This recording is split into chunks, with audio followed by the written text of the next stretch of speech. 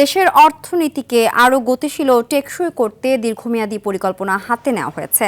প্রস্তাবিত ৫ বছর মেয়াদী কৌশলগত কাঠামোর আওতায় ২০৩০ সালের মধ্যে প্রকৃত জিডিপি প্রবৃদ্ধি ৮% উন্নীত করার লক্ষ্য নির্ধারণ করা হয়েছে।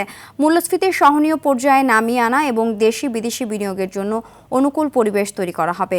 বিশেষ করে প্রত্যক্ষ বিদেশি বিনিয়োগ বা এফডিআই বাড়াতে নীতিগত সহায়তা ও সংস্কারের উপর জোর দেওয়া হচ্ছে।